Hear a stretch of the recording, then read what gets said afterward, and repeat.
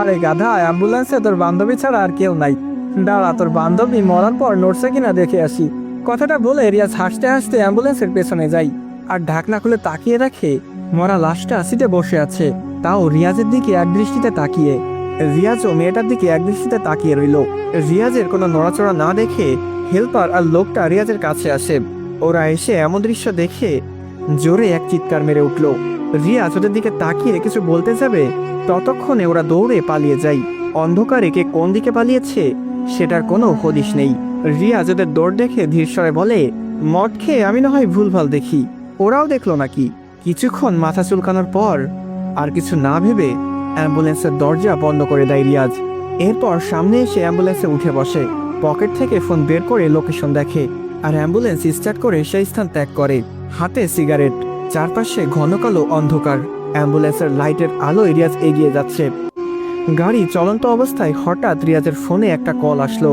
রিয়াজ ফোনের স্ক্রিনে তাকিয়ে দেখে অচেনা নাম্বার। ফোন রিসিভ করে রিয়াজ বলে, হ্যালো, কে? রিয়াজের জবাবে ওপাশ থেকে হেল্পার বলে, আরে ভাই, আপনি পাগল নাকি? ভূত নিয়ে কোথায় যাচ্ছেন? হেল্পারের কণ্ঠস্বর অনেক ভয়ার্থ শোনাচ্ছে। রিয়াজ স্বাভাবিকভাবে হেল্পারকে বলে, মদ খেয়ে ভুলভাল দেখেছ, ওখানে কিছুই নেই, মৃত লাশ বসতে পারে নাকি? রিয়াজের কথা শুনে হেল্পার আবারও ভয়ার্থ স্বরে বলে, ভাই, আপনি কিভাবে বুঝলেন? আমরা লাশটাকে বসা অবস্থায় দেখেছি, তার মানে আপনিও দেখেছেন। ভুল একজন দেখবে, আমরা তিনজনই দেখেছি লাশটা বসে আছে। আপনি বিপদে আছেন ভাই। ওর কথা শুনে রিয়াজ কলটা কেটে দেয়। এরপর আবার মনোযোগ বসায় অ্যাম্বুলেন্স চালানোতে। হেল্পারের সাথে কথা বলতে বলতে রিয়াজের সিগারেট প্রায় শেষ পর্যায়ে এসেছে, তাই রিয়াজ সিগারেট ফেলে আবার একটা নতুন সিগারেট ধরায়। কিছু দূর যেতে না যেতেই আবার হেল্পারের কল। রিয়াজ ফোনটা রিসিভ করে বলল, আবার কি হয়েছে? রিয়াজের এমন সাহসিকতা দেখে হেল্পার তখন বলল, ভাই, আমাদের যেখানে নামিয়ে দিয়েছেন তার ঠিক পেছনে একটা চায়ের দোকান আছে, আমি আর এই ভাই সেই দোকানে আছি। বড় ভাই সকালে গাড়িতে উঠে চলে যাবে, আপনি লাশ নামিয়ে দিয়ে আমাকে রিসিভ করে নিন। হেল্পারের পুরো কথা শুনে রিয়াজ আবার কোনো জবাব না দিয়ে কলটা কেটে দিল। এরপর আবার মনোযোগ বসায় অ্যাম্বুলেন্স চালানোতে। ঘটনার ঠিক 3 ঘন্টা বাদে রিয়াজ ফেনীতে প্রবেশ করলো। এরপর লোকেশন চেক করতে করতে রিয়াজ ফেনীতে চারকান্দিয়া এলাকায় প্রবেশ করে। এখানে হাশেম মাস্টারের বাড়ি কোনটা তা ম্যাপ দেখে চেক করে রওনা করতে থাকে রিয়াজ। কিছুক্ষণ পর রিয়াজ ম্যাপ অনুযায়ী হাশেম মাস্টারের বাড়িতে উপস্থিত হয়। অ্যাম্বুলেন্সের আওয়াজ শুনে বাড়ির সবাই অলরেডি গেটের সামনে চলে আসে। রিয়াজ মানুষজন দেখে আর একটু নিশ্চিত হয় যে সে সঠিক স্থানে এসেছে। সবার সামনে গিয়ে রিয়াজ অ্যাম্বুলেন্স দাঁড় করায়। এরপর অ্যাম্বুলেন্স থেকে নেমে লাশের আত্মীয় স্বজনদের উদ্দেশ্যে বলে, কয়েকজন আমার সাথে আসুন, লাশ নামাতে হবে। রিয়াজের কথা শুনে লাশের আত্মীয় স্বজনের মুখে একটা উত্তেজিত ভাব দেখা যায়। সাথে হেল্পার নেই, আর নেই লাশের চাচাতো ভাই। লাশ নিয়ে অ্যাম্বুলেন্স ড্রাইভার একা কেন এলো, এই প্রশ্নটা সবার মাথায় ঘুরপাক খাচ্ছিল।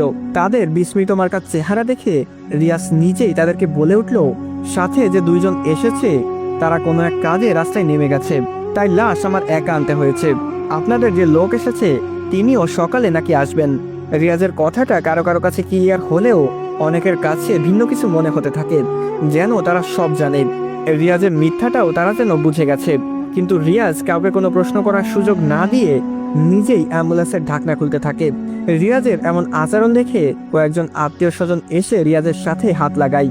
রিয়াজ অ্যাম্বুলেন্সের ঢাকনা খোলার পর দেখে লাশ ঠিকই শুয়ে আছে, আর লাশের বক্সটাও খোলা নেই।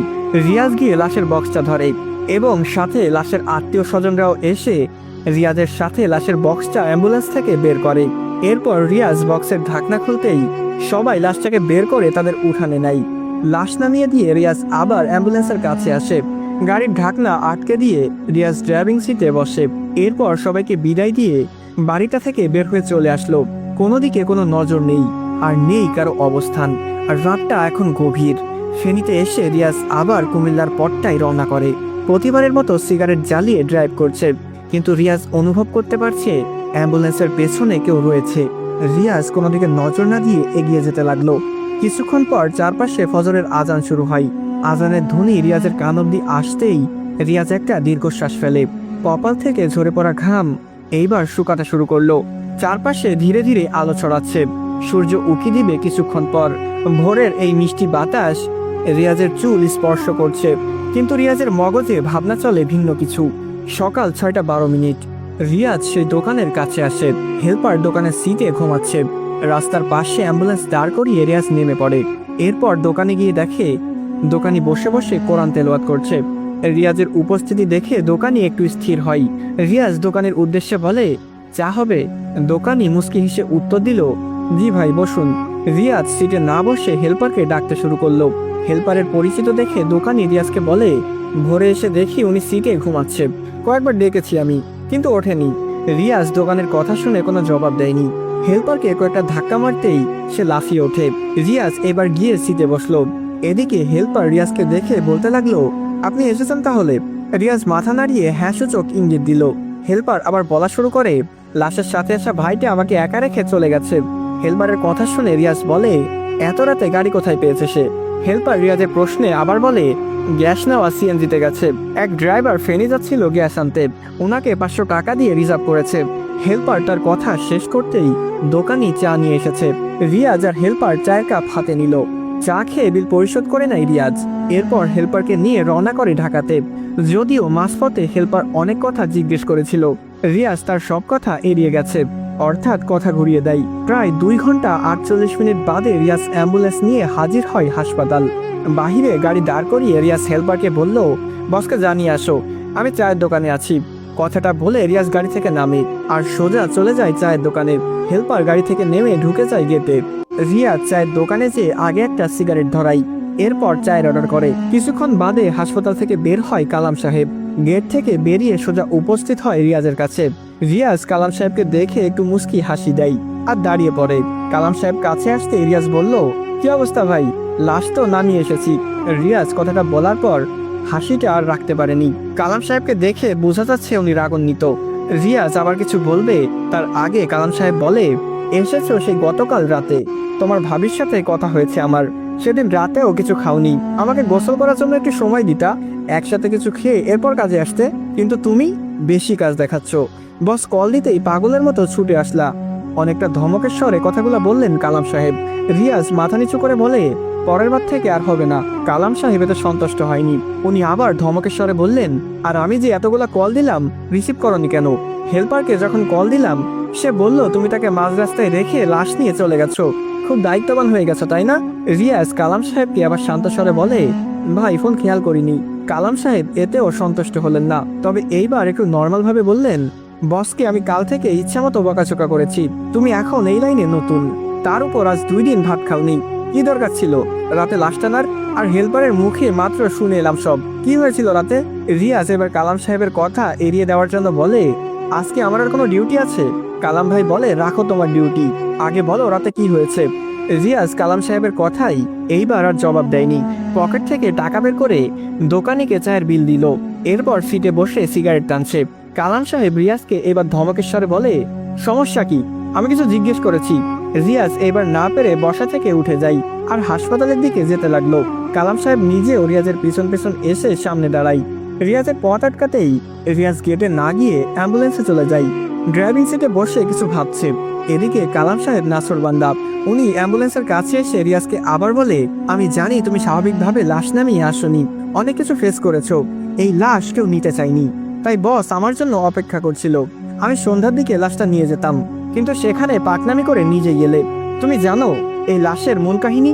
কালাম সাহেবের কথা শুনে রিয়াজ একটু নড়ে চড়ে বসে। এরপর বলে, লাশের আবার কি কাহিনী? আর থাকলেও আমার কি? আমার কাজ ছিল লাশ নামিয়ে দেওয়া, আমি দিয়ে এসেছি। কালাম সাহেব বলে, রক্ষা কবচ নিয়েছিলে? রিয়াজ বলে, রক্ষা কবচ কিসের? কালাম সাহেব বলে, প্রত্যেক অ্যাম্বুলেন্স ড্রাইভারের সাথে রক্ষা কবচ থাকে, যেটি গতকাল টেবিল থেকে আমাকে দিয়েছিলে। আর যে লাশ তুমি নিয়েছো সেটি খুন করা হয়েছিল, প্রায় 1 মাস থেকে সে মর্গে, আর এই লাশ মর্গে নানান ঘটনা ঘটিয়েছে। রিয়াজ বলে, বুঝিনি আমি। কালাম সাহেব বলে, মর্গের পাহারাদার জসিম মিয়া আইসিইউতে আছে, এই লাশটা আক্রমণ করেছিল তাকে। জসিম মিয়ার হাতে কয়েকটা চুল পাওয়া গেছে, যেটা এই মেয়ের চুল। এখন এসব হচ্ছে সবার কাছে কুসংস্কার, কে বিশ্বাস করবে একটা লাশ তাকে আক্রমণ করেছে? রিয়াজ বলে, পরে? কালাম সাহেব আবার বলে, পরে আর কি, এই লাশকে সরানোর অনেক চেষ্টা করে, কিন্তু কেউ নিতে পারেনি। এক ড্রাইভার লাশ নিয়ে অ্যাম্বুলেন্সে রেখেছিল, এরপর অফিসে যায় ঠিকানা আনতে, কিন্তু এসে দেখে লাশ অ্যাম্বুলেন্সে নাই। খোঁজাখুঁজি করে দেখে লাশ অলৌকিকভাবে মর্গে চলে গেছে। ভয়ে সেই ড্রাইভার চাকরি ছেড়ে দিয়েছে। জানাজানি হবার পর কেউ রাজি না এই লাশ নিতে। আমি টানা ডিউটিতে থাকাই এই লাশের ব্যাপারে বলা হয়নি, কারণ এই হাসপাতালে সিনিয়র ড্রাইভার আমি ছাড়া কেউ নেই। সন্ধ্যায় এসে আমি লাশটাকে নেবার কথা। রিয়াজ বলে, তাহলে বস আমাকে কেন পাঠালেন? ওরা তো বলবেই, ড্রাইভারদের জীবনের চিন্তা ওদের আছে, লাশের পরিবারের কেউ রাজি না, ওরাও ওদের লাশকে ভয় পাচ্ছে। তাই ঢাকায় ওর চাচাতো ভাইকে পাঠাই, কারণ ওর চাচাতো ভাই কিছুই জানতো না, তাই রাজি হয়। কিন্তু গতকাল দুপুরে মর্গে একজনের হাত কামড়ে খেয়ে ফেলে এই লাশ। দারোয়ান আরেকটি লাশ রেখে আসার সময় এই মেয়েটি দারোয়ানের হাত টেনে ধরে। দারোয়ান বাঁচার জন্য হাত টান দেয় আর দেখে ওনার পাশ আঙুল সহ হাতের তালু নেই। ভয়ে তিনি মর্গের বাহিরে আসে। আর এসব জেনে বস আমাকে কল দেয়, কিন্তু তুমি ফোন রিসিভ করলা। উনি জানে আমি ফোন রিসিভ করেই সালাম দেই। চুপ থাকায় বুঝে গেছে আমি ফোন ধরিনি। রিয়াজ বলে, মর্গের সব লাশই এমন? কালাম সাহেব বলে, না, সব না, কিছু কিছু। আর যে মেয়ের লাশ তুমি নিয়েছো, তাকে তো নৃশংস হত্যা দেওয়া হয়েছিল। রিয়াজ বলে, হত্যা দেওয়া হয়েছিল মানে? কালাম সাহেব বলে, কি আর বলবো, এই যে পাশের এলাকাতে এমপি সোহেল সাহেবের বাড়ি, তার ছেলে দল এই কাজ করেছে। 12 দিন বন্দি রেখে ধর্ষণ করলো, তারপর মেয়ের পেট কেটে হত্যা করলো। মেয়ের ফ্যামিলি কিছুই করতে পারেনি, ওই যে এমপির চেলা, তাই বেঁচে গেছে সব শুয়োর ছানা। রিয়াজ বলে, এই জন্যই তাহলে সাহায্য চাচ্ছিল? কালাম সাহেব বলে, কে? রিয়াজ বলে, ওই মেয়েটি। কালাম সাহেব বলে, আমি জানতাম, আমি বুঝেছি ঝামেলা হয়েছিল। তুমি হাইট কেন করতেছো? রিয়াজ বলে, ভাই, আমি আমার ভাবির কষ্ট দেখতে পারছিলাম না। আমার পঙ্গু ভাইয়ের চোখের পানি প্রতিদিন ঝরে। বকুল ভাইয়ের টাকা শোধ করতে হবে, এখানে আমার উদ্দেশ্য টাকা কামানোর। তাই এসব বলেও লাভ কি? তাদের কাজ তারা করে, আমার কাজ আমি করেছি। কালাম সাহেব বলে, আমাকে বলবা মূলত কি হয়েছিল? রিয়াজ বলে, চলুন চায়ের দোকানে যাই। রিয়াজ অ্যাম্বুলেন্স থেকে নেমে চায়ের দোকানে আসে। কালাম সাহেব ও রিয়াজের সাথে দোকানে চলে আসে। আরও 2টা চা আর সিগারেট নিয়ে বসে 2জন। রিয়াজ চায়ের কাপে চুমুক দিয়ে বলতে শুরু করে, কাল শুরু থেকে আমি অস্বাভাবিকতার সম্মুখীন হয়েছি। যখন ঢাকার ভিতর, অর্থাৎ যাত্রাবাড়ির আগে জ্যামে পড়েছিলাম, তখন থেকে আমার শরীর ভার হয়ে যায়। এসব আমলে না নিয়ে হেলপারের থেকে সিগারেট নিয়েছি আর ধরিয়েছি। জ্যাম ছেড়ে যখন দাউদকান্দি পার হয়েছি, তখন চলন্ত গাড়ির পাশে কেউ খুব স্বাভাবিকভাবে দাঁড়িয়ে সাহায্য চেয়েছে। গাড়ি থামাতাম, আমি থামাইনি, কিন্তু কিছুটা সন্দেহ হয়েছে। এত গতিতে গাড়ি চললো, বাহিরের লোকটা কিভাবে আমার জানলার পাশে দাঁড়াতে পারে? অবাক হয়ে আমি গাড়ি থামাই। এরপর নেমে যখন চারপাশে চোখ দিয়েছি, তখন দেখি আমার সামনে থাকা বিলের মাঝে চাদর গায়ে কেউ দাঁড়িয়ে আছে।